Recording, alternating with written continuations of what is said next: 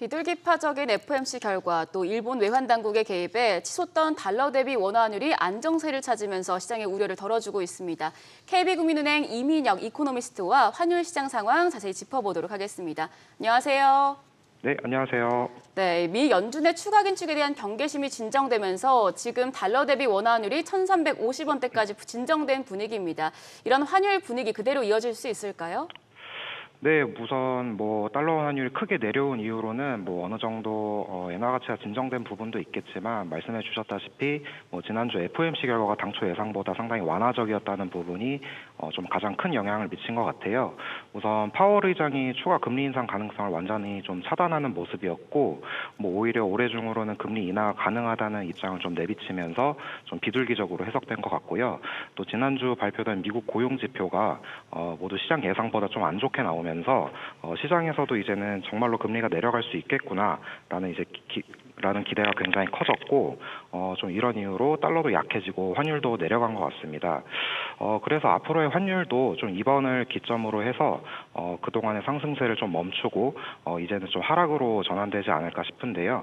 그래서 이번 달 달러 환율 같은 경우는 좀 위험 선호가 상당히 강해졌다는 점에서 아마 1,330원 수준까지도 하락이 가능할 걸로 보고 있습니다. 네. 자, 이제 요즘 들어서 이제 외환 시장에서 가장 큰 관심을 끄는 통화라면 이제 아무래도 일본 엔화인 것 같습니다. 지난주 엔화 가치가 하루에 3엔이나 엔화 가치가 올랐으니 환율 자체는 떨어진 거죠. 자, 지난주에만 두 차례 정도 일본 정부가 외환 시장에 개입했다는 그런 어떤 시장의 추측인데 어떻게 보고 계십니까? 네, 우선 아직까지는 일본 외환 당국의 개입 여부가 좀 공식적으로는 확인되지 않고 있는 상황이긴 합니다. 우선 재무성도 계속 노코멘트로 일관하고 있고, 사실 시장 개입에 대한 공식 통계 자료도 월말에 발표되기 때문에 지난주 개입 여부에 대해서도 이번 달 말에나 확인할 수 있을 것 같은데요. 하지만 이제 그럼에도 불구하고 개입은 거의 확실하다고 생각되는 게 정확한 통계는 아니지만 일본은행의 당좌예금 통계에서도 어느 정도의 개입이 발생했는지 대략적으로는 좀 추정해 볼 수 있습니다. 보통 당국에서 엔화 매수 개입에 나서게 되면 일본은행의 당좌예금도 감소하는 경향이 있는데 실제로 지난주에 약 8조 엔 정도의 이제 당좌예금이 감소한 걸로 나타나서 아마도 지난주 월요일과 목요일 총 2차례에 걸쳐서 엔화 매수 개입이 있었지 않았나라고 추정되고 있는 상태이긴 합니다. 네, 시장의 예측이긴 하지만 정부의 개입이 엔화의 약세의 큰 흐름을 어느 정도 막았다는 평가가 나오고 있는데요. 앞으로 엔화 향방은 어떻게 전망하시나요? 네, 우선 달러당 엔화 환율이 다시 160엔까지 오를 가능성은 매우 낮다고 생각되는데요. 우선 외환 당국이 본격적으로 좀 개입에 나선 부분이 있겠고요. 그리고 이제 최근 들어 달러 강세도 어느 정도 진정되는 모습이기 때문에 앞으로 엔화 환율도 현재 수준에서 더 크게 오르지는 못할 걸로 보입니다.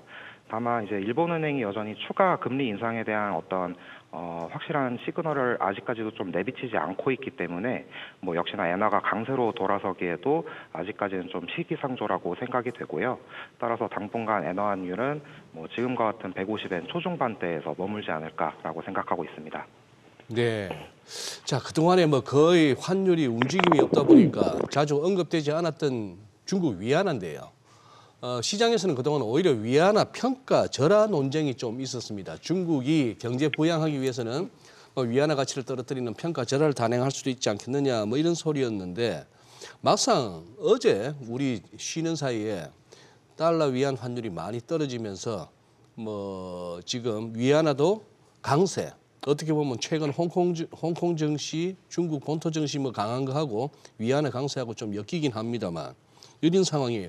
지금 위안화 쪽도 한번 우리 이코노미스트는 한번 짚어주십시오.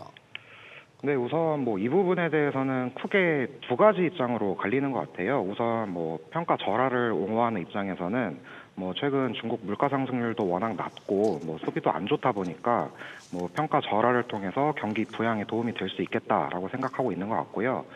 그 반대되는 입장에서는 오히려 위안화의 급격한 평가 절하가 시장 안정성이나 정책 신뢰성을 좀 훼손시킬 수 있다고 보고 있는 것 같아요. 두 입장 모두 일리는 있지만 제가 생각하기에는 중국 정부가 이제 단순히 경기 부양을 위해서 위안화의 급격한 평가 절하를 유도할 가능성은 좀 낮다고 생각이 되는데요. 우선 위안화가 약해지면 뭐 물론 인플레이션이나 수출 가격의 어떤 뭐 경쟁력 측면에서 도움이 되는 건 사실이지만 뭐 그 반대로 뭐 기업들의 외화 조달이 어려워지거나 좀 뭐 부채 부담이 커질 수 있고요. 거기에 더해서 뭐 급격한 평가 절하가 발생하게 되면 뭐 외국인 자금도 동시에 급격하게 유출될 수 있기 때문에 뭐 이렇게 되면 이제 막 회복되고 있는 중국 증시도 좀 다시 고꾸라질 수 있어서 뭐 당국 입장에서도 오히려 득보다는 실이 더 많아지는 결과가 나타날 수도 있을 것 같아요. 따라서 앞으로 이제 정부도 뭐 어떤 급격한 평가 절하보다는 뭐 앞으로의 증시 흐름이나 뭐 미국 금리와 같은 어떤 대내적인 금융시장 여건을 좀 전반적으로 고려하면서 위안화의 완만한 약세를 유도하지 않을까라고 생각하고 있습니다. 네, 오늘 말씀 여기까지 듣겠습니다. 감사합니다. 네, 감사합니다.